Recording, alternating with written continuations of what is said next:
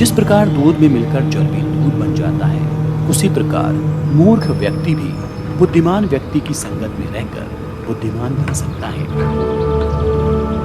जो गुजर गया उसकी चिंता नहीं करनी चाहिए, ना ही भविष्य के बारे में चिंतित होना चाहिए। समझदार लोग केवल वर्तमान में ही जीते हैं। बुद्धि से पैसा कमाया जा सकता है, ना कि पैसे से बुद्धि कमाई जा सकती है। किसी को ज्ञान उतना ही दो जितना वो समझ सके, क्योंकि बाल्टी भरने के बाद नल ना बंद करने से पानी व्यर्थ हो जाता है। शिकार परस्त राजा धर्म और अर्थ दोनों को नष्ट कर देता है। ये मत सोचो कि प्यार और लगाव एक ही चीज है, दोनों एक दूसरे के दुश्मन हैं। ये लगाव ही है जो प्यार को खत्म कर देता है। भाग्य के विपरीत होने पर अच्छा कर्म भी दुखदाई हो जाता है। कि भूखा पेट खाली जेब और झूठा प्रेम इंसान को जीवन में बहुत कुछ सिखा जाता है। एक राजा की ताकत उसकी शक्तिशाली भुजाओं में होती है, ब्राह्मण की ताकत उसके आध्यात्मिक ज्ञान में, और एक औरत की ताकत उसकी खूबसूरती, यौवन और मधुरवाणी में होती है। वो जिसका ज्ञान बस किताबों तक सीमित है और जिसका धन दूसरों के कब्जे में है, वो जरूरत पड़ने पर ना अपना ज्ञान प्रयोग कर सकता है, ना धन। जिसने हर क्षण को महोत्सव बनाया हो, जिसकी शिकायतें कम हो और जिसने हर छोटी उपलब्धि के लिए भी ईश्वर का धन्यवाद किया हो, ऐसे व्यक्ति को दुख का आभास बहुत ही कम होता है। 20 साल की आयु में व्यक्ति का जो चेहरा रहता है वो प्रकृति की देन है। 30 साल की आयु का चेहरा जीवन के उतार चढ़ाव की देन है, लेकिन 50 वर्ष की आयु का चेहरा व्यक्ति की अपनी कमाई है। जो तुम्हारी बात को सुनते हुए इधर उधर देखे, उस आदमी पर कभी भी विश्वास ना करें। जैसे ही वह आपके करीब आए, उस पर आक्रमण कर उसे नष्ट कर दे। तुम समय को रोक नहीं सकते, परंतु समय को बर्बाद न करना सदैव तुम्हारे नियंत्रण में ही है। दूसरों की गलतियों से सीखो, अपने ही ऊपर प्रयोग करके सीखने पर तुम्हारी आयु कम पड़ जाएगी। संकट में बुद्धि भी काम नहीं आती है। किसी मूर्ख व्यक्ति के लिए किताबें उतनी ही उपयोगी हैं जितना कि एक अंधे व्यक्ति के लिए आईना। सरल को कठिन बनाना आसान है, परंतु कठिन को सरल बनाना बेहद मुश्किल। और जो कठिन को सरल बनाना जानता है, वो व्यक्ति विशेष है।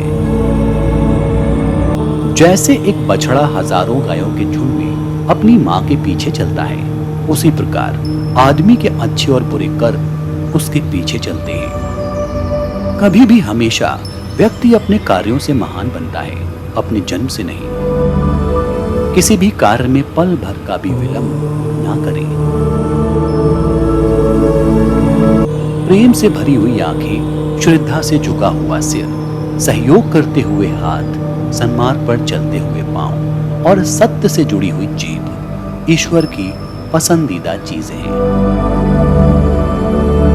सबसे बड़ा गुरु मंत्र अपने राज किसी को भी मत बताओ, ये तुम्हें खत्म कर देगा। अगर सांप जहरीला ना भी हो तो उसे खुद को जहरीला दिखाना चाहिए। दंड का डर नहीं होने से लोग गलत कार्य करने लगते हैं। ईश्वर मूर्तियों में नहीं है, आपकी भावनाएं ही आपका ईश्वर है। आत्मा आपका मंदिर है। इस जीवन के बारे में सोचो, तब ये सदैव याद रखना कि पछतावा अतीत बदल नहीं सकता और चिंता भविष्य को संवार नहीं सकती। एकाग्रता से किया गया परिश्रम ही वास्तविक चमत्कार करता है। सेवक को तब परखे जब वो काम ना कर रहा हो, रिश्तेदार को किसी कठिनाई में, मित्र को संकट में और पत्नी को घोर विपत्ति में परखे। अपमानित होके जीने से अच्छा है मरना। मौत तो बस एक क्षण का दुख देती है, लेकिन अपमान हर दिन जीवन में दुख लाता है। अहंकार उसी को होता है जिसे बिना मेहनत के सब कुछ मिल जाता है।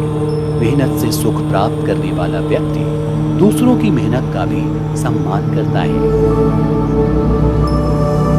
बुढ़ापे में आपको रोटी आपकी औलाद नहीं, आपके दिए हुए संस्कार ही खिलाएंगे। अच्छे समय से ज्यादा अच्छे इंसान के साथ रिश्ता रखो। अच्छा इंसान अच्छा समय ला सकता है, अच्छा समय अच्छा इंसान नहीं ला सकता। यदि किसी का स्वभाव अच्छा है तो उसे किसी और गुण की क्या जरूरत है। यदि आदमी के पास प्रसिद्धि है तो भला उसे और किसी श्रृंगार की क्या जरूरत।